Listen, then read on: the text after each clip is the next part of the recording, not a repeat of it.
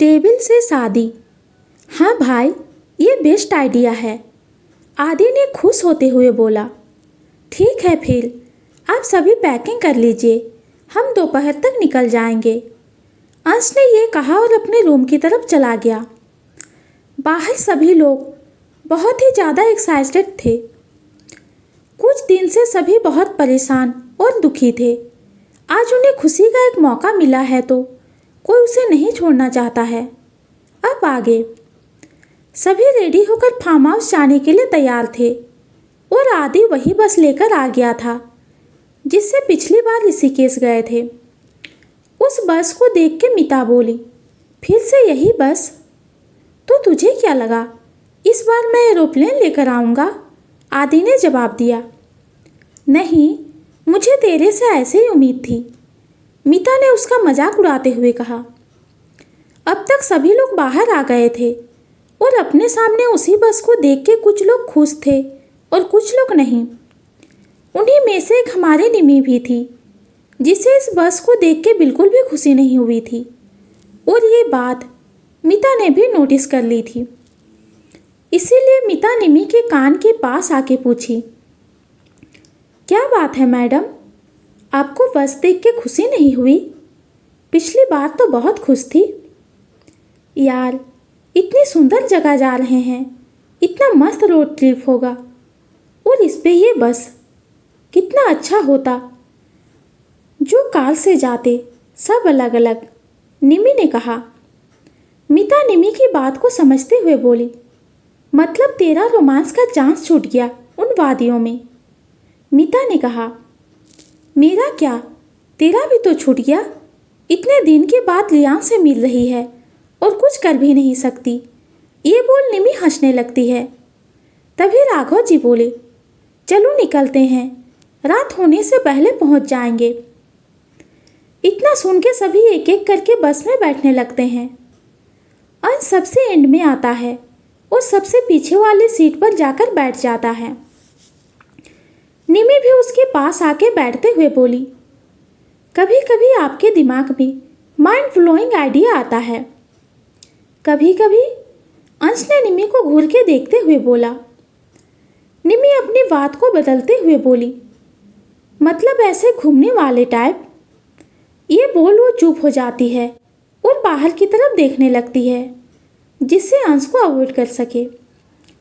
जैसे कोई बच्चा शरारत करने के बाद अपने बड़ों को अवॉइड करता है जिससे डांट ना पड़ पाए। अंश 2 मिनट निमी की तरफ देखता है, फिर वापस सामने देखते हुए बोला, तुम चलो, फिर तुम्हें बताता हूँ। अंश की बात पे निमी उसे देख के बोली, मेरी क्या गलती? वो तो गलती से मुंह से निकल गया ना, आप ऐसे ही कुछ भी सोचते रहते हो। अंश ने निमी की बात का बस इतना ही जवाब दिया जिससे निमी अपना मुंह बना के दूसरी तरफ देखने लग जाती है। वहीं मिता और लियान भी एक साथ बैठे थे। तभी लियान मिता का हाथ पकड़ लेता है, उससे धीरे से किस करता है जिससे मिता स्माइल कर देती है। फिर लियान बोला, तुमने मुझे मिस किया था?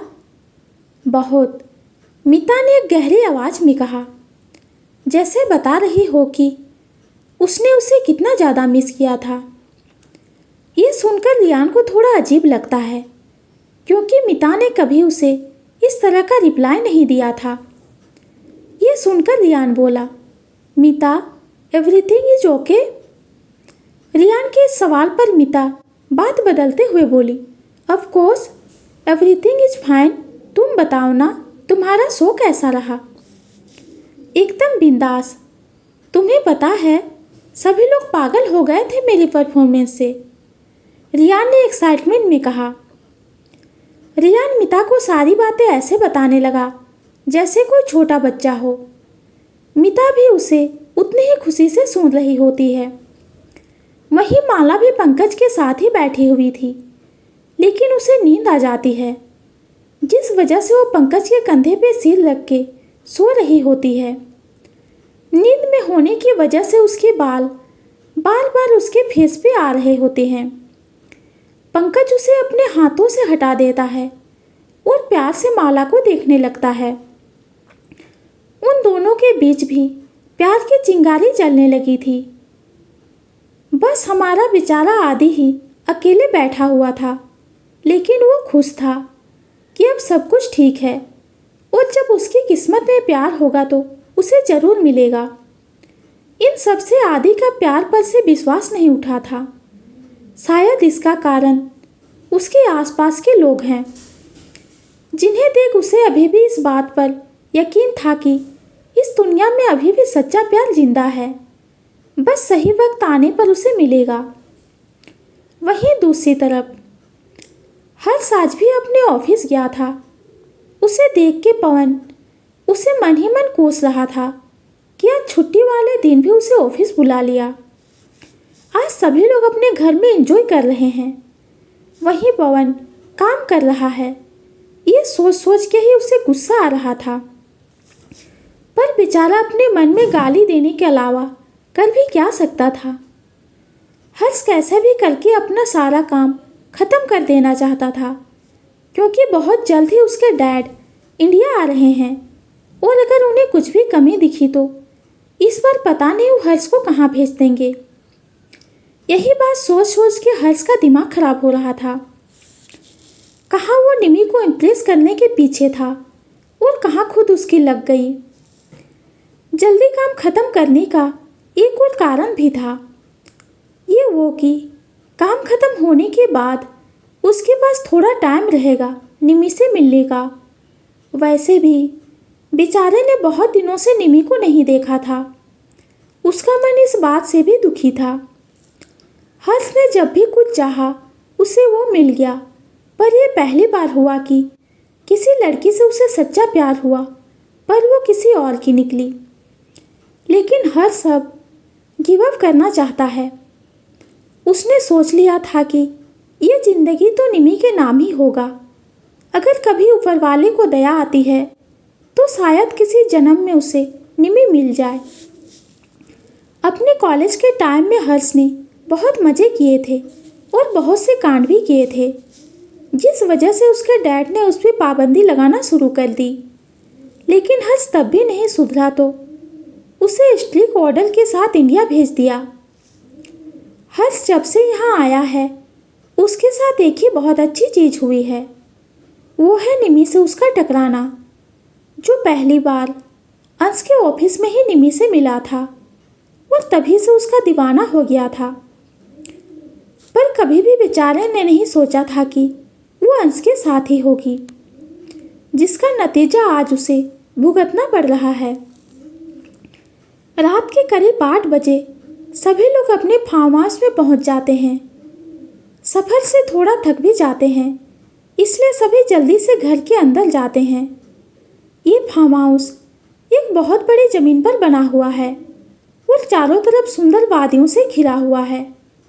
चारों तरफ कुदरत ने अपना करिश्मा फैलाया हुआ है। सभी अंदर जाते ही एक एक रूम ले लेते हैं।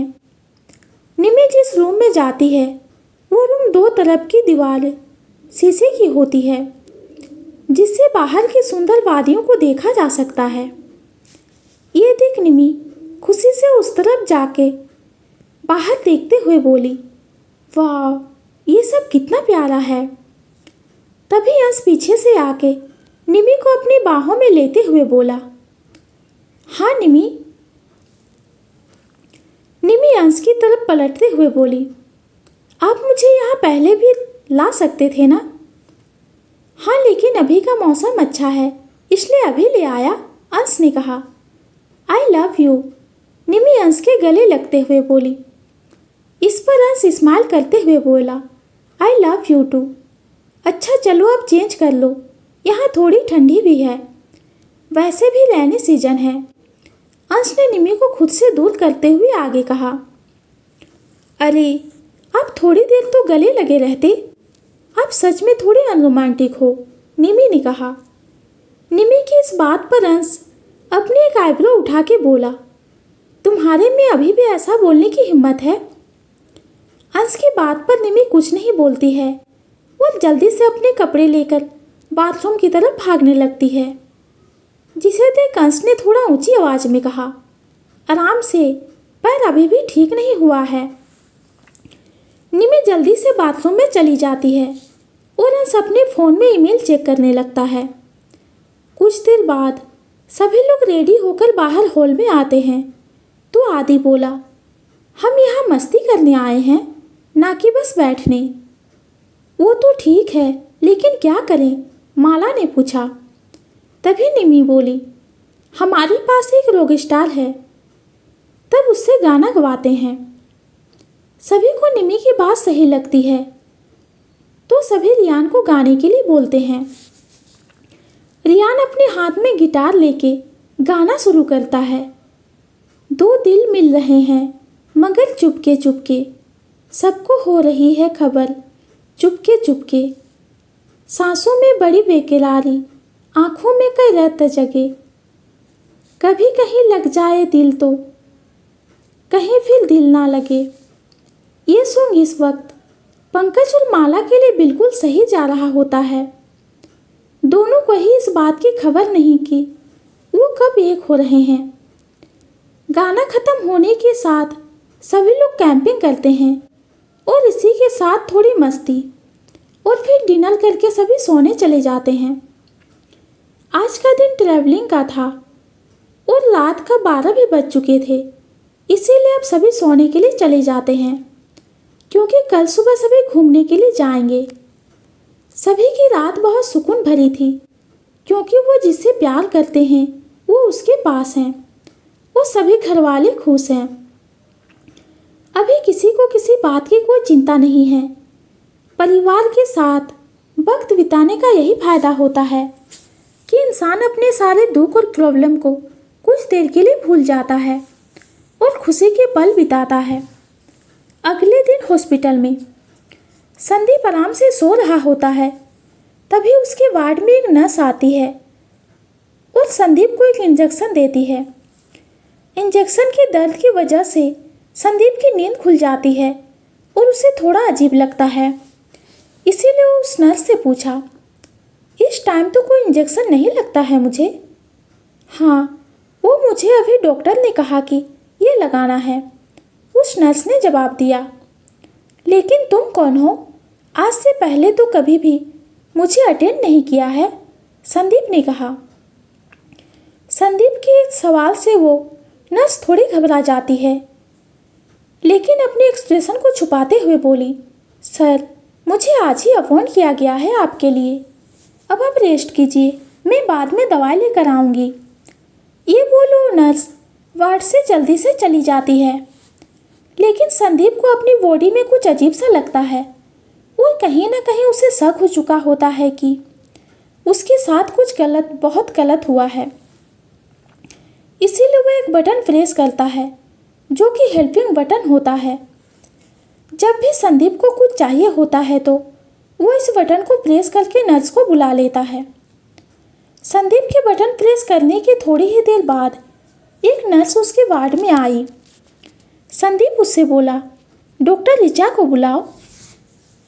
संदीप अभी किसी की भी बात में कोई टाइम वेस्ट नहीं करना चाहता था। एक बार सब ठीक हो जाए तो उस नर्स को बाद में भी पकड़ा जा सकता था। यही सोच संदीप सिर्फ ऋचा को बुलाने बोला। थोड़ी ही देर में डॉक्टर ऋचा आती है तो संदीप को देख शॉक्ड हो जाती है क्योंकि उसका फेस नीला पड़ता जा रहा था। ये देख ऋचा जल्दी से उसके पास आके बोली, ये कैसे हुआ, क्या हुआ? पता नहीं, एक नर्स आई और उसने कोई इंजेक्शन दिया, संदीप अपनी लड़खड़ाती हुई आवाज़ में बोला। ऋचा संदीप को देखते ही समझ जाती है कि उसे जहर दिया गया है, इसीलिए वो जल्दी से ट्रीटमेंट स्टार्ट करती है और संदीप को बेहोश नहीं होने देती है, क्योंकि एक बार वो बेहोश हो गया तो उसे बचाना बहुत मुश्किल हो जाएगा। एक तो पहले से उसकी बॉडी बहुत कमज़ोर है, वो इस जहर को नहीं झेल सकता था। ऋचा ट्रीटमेंट के साथ साथ बोली, आप प्लीज़ अपनी आंखें खुली रखिए, ऐसे नहीं सो सकते हैं आप। संदीप जैसे तैसे अपनी आंखें खुली रखता है और उसे ऋचा का चिंता से भरा हुआ चेहरा भी दिखाई देता है, जो उसका ट्रीटमेंट तो कर रही होती है, साथ ही साथ उसके लिए चिंता में भी होती है। ऋचा एक बहुत ही अच्छी और टॉप डॉक्टर है। इस वजह से उसे संदीप के शरीर से उस जहर को निकालने में ज़्यादा वक्त नहीं लगता है। और किस्मत से संदीप को भी पहले ही पता लग क्या होता है कि उस इंजेक्शन में कुछ गलत है और वो अपने दिमाग के इस्तेमाल से बच जाता है। ऋचा को जब लगता है कि सिचुएशन अब कंट्रोल में है तो वह संदीप को देखती है, जिसकी निगाहें ऋचा पर ही थी। ऋचा बोली, अब जहर बाहर है शरीर से। जिसने ये जहर दिया उसने ज़्यादा स्ट्रॉन्ग उसे नहीं किया, वैसे ये जहर भी काफ़ी था आपकी जान लेने के लिए।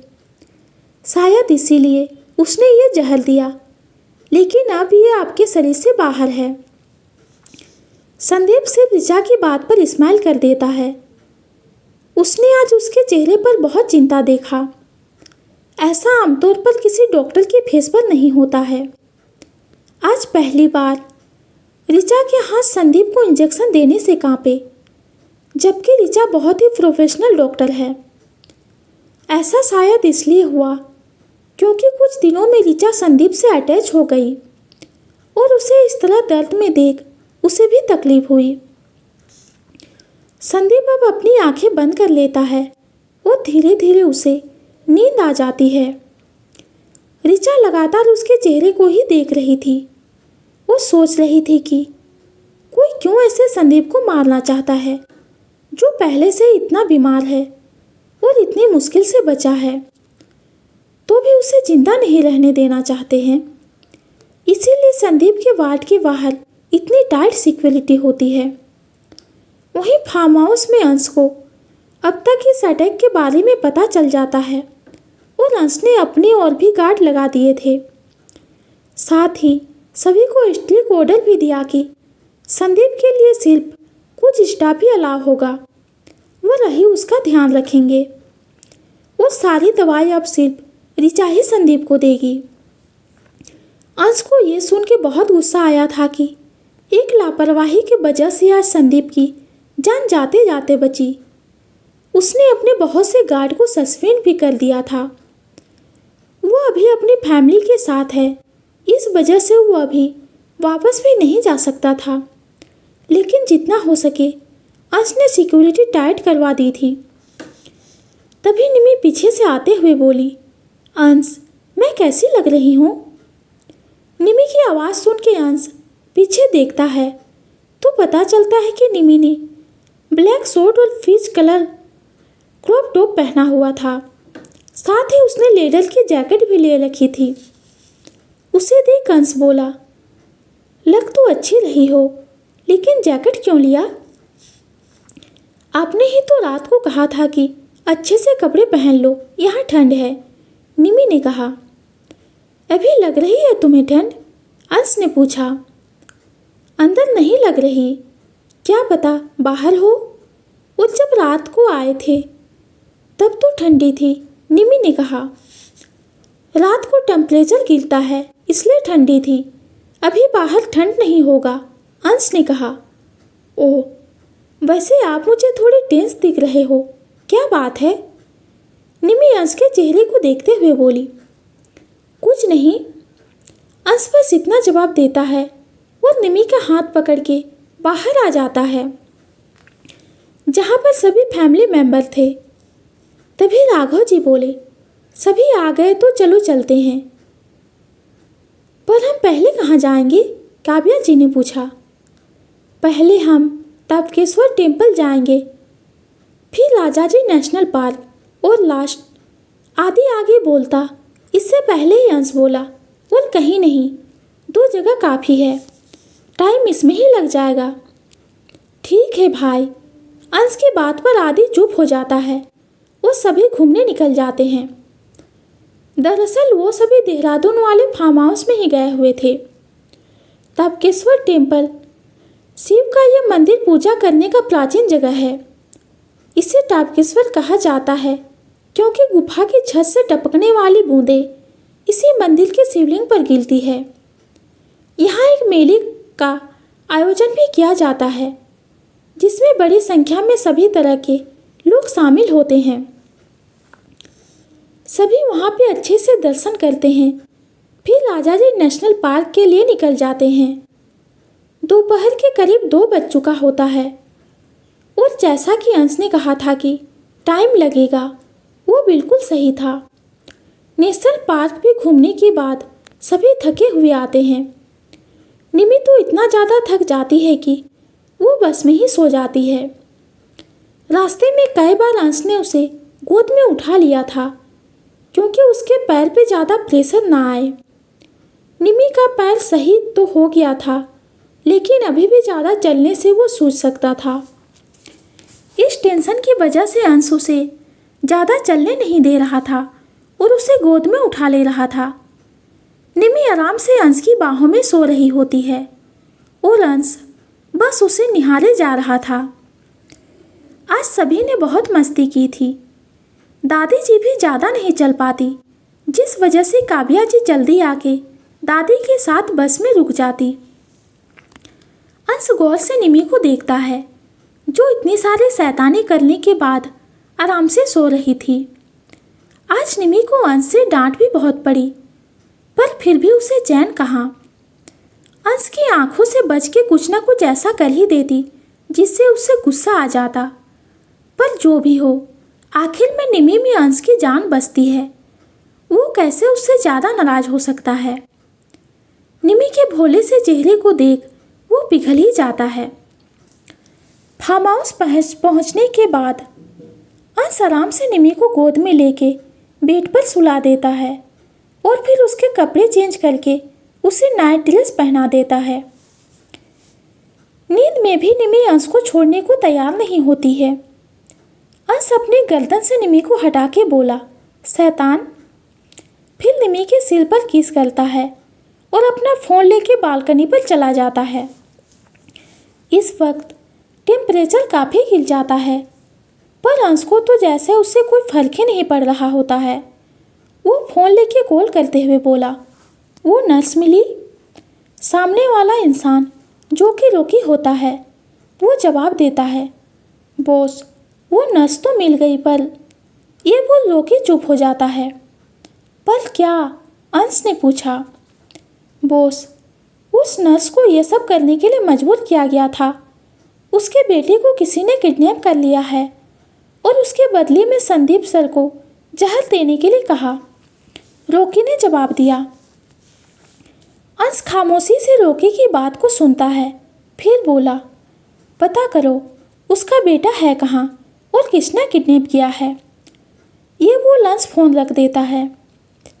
अंश अच्छे से जानता है कि ये काम किसका है, पर वो अभी कोई एक्शन नहीं लेना चाहता, क्योंकि वो चाहता है कि संदीप खुद उन सब से अपना बदला ले।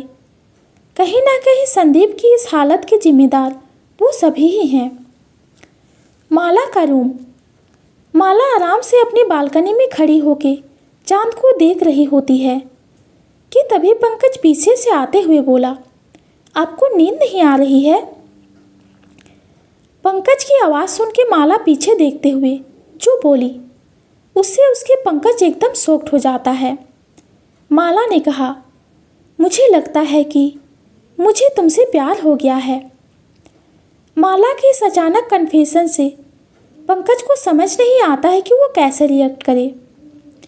तभी माला उसके बहुत पास आके बोली, मैंने पहले सोचा कि ये सिर्फ एक अट्रैक्शन होगा, लेकिन नहीं, ये प्यार ही है जो मुझे तुमसे हो गया है। पंकज बस खामोशी से माला की बात को सुन रहा होता है, क्योंकि कहीं ना कहीं वो भी माला से प्यार करने लगा था और उसे नहीं लगा था कि आज माला ऐसे उससे अपने प्यार का इजहार कर देगी। पंकज बहुत खुश होता है और जल्दी से आगे आके माला को गले से लगा लेता है। माला के चेहरे पर स्माइल आ जाती है और वो भी पंकज को टाइट हग करके बोली, तुम भी मुझसे प्यार करते हो ना? हाँ, बस कभी कहने की हिम्मत नहीं हुई, पंकज ने कहा।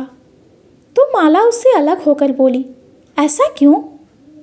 वो तो मान सर की बहन होना, इसीलिए थोड़ी हिचक आ जाती है। पंकज ने मासूम सा चेहरा बनाकर कहा। अच्छा, शादी के वक्त तो नहीं आई थी, माला ने कहा। तो पंकज तपाक से बोला, वो तो सर का ही ऑर्डर था ना। माला पंकज के कंधे पे मारती है और फिर से उसके गले लग जाती है और फिर थोड़ी देर में उससे अलग होकर पंकज को किस कर देती है। पंकज भी माला के किस को रिस्पॉन्स करता है और दोनों ही एक दूसरे को प्यार से किस करने लगते हैं। थोड़ी देर बाद पंकज माला को अपनी गोद में उठा के बेड पर ले जाता है और फिर से किस करने लगता है। फिर दोनों ही अपने प्यार की आगोश में चले जाते हैं। पंकज माला को किस करते करते उसके नेक पे आ जाता है और फिर पूरे कमरे में उनकी सांसों की आवाज़ गूंजने लगती है। आधी रात के करीब दोनों थक के सो जाते हैं। सुबह का वक्त, सभी ब्रेकफास्ट करके रेडी होते हैं। आज सभी वापस जाने वाले थे। तभी आदि बोला, जाने से पहले हम सभी एक जगह और घूम लेते हैं। अगर घूमने गए तो घर पहुंचने में देर हो जाएगी, फिर घर जाकर रेस्ट भी करना होगा, राघव जी ने कहा। डैड प्लीज एक जगह सिर्फ, आदि ने रिक्वेस्ट करते हुए कहा तो राघव जी बोले, ठीक है सिर्फ एक, लेकिन वो भी पास होना चाहिए, वो ज़्यादा टाइम नहीं रहेंगे। ठीक है, आदि ने कहा। फिर सभी एक लास्ट जगह घूम के वापस घर चले जाते हैं। घर पहुंचते हुए शाम के 5 बज जाते हैं, क्योंकि वो सभी दोपहर में निकले थे। घर आते ही निम्मी वापस अपने बेड पे जाके बोली, हाय कितना मज़ा आया ना। हाँ, तुमने कुछ ज़्यादा ही मज़ा किया और मेरी एक बात भी नहीं सुनी। इसके लिए बताओ क्या पनिशमेंट दूँ, अंश ने कहा। पनिशमेंट, निमी ने चुप होते हुए कहा। हाँ पनिशमेंट, अपना जरा सा भी ख्याल नहीं रखा तुमने, अंश ने कहा। निमी अंश की बात सुन के प्यार से उसके गले में हाथ डालते हुए बोली, आप थे ना मेरा ध्यान रखने के लिए। हाँ मैं तो था, लेकिन तुम्हें मेरी बात भी सुननी चाहिए थी, अंश ने कहा। फिर अंश आगे बोला, इसीलिए कल तुम सिर्फ कॉलेज जाएगी और घर आएगी और कहीं भी 1 हफ्ते तक नहीं जाने वाली हो, अंश ने ऑर्डर देते हुए कहा। यह सुन के निमी का मुंह बन जाता है और उदास चेहरे के साथ बोली, ठीक है। तो इसके आगे क्या होगा ये जानेंगे हम अगली वीडियो में। तो दोस्तों, आज की कहानी आप सबको कैसी लगी कमेंट में ज़रूर बताइए। कहानी पसंद आती है तो चैनल को लाइक और सब्सक्राइब कीजिए। कहानी सुनने के लिए आपका बहुत बहुत धन्यवाद।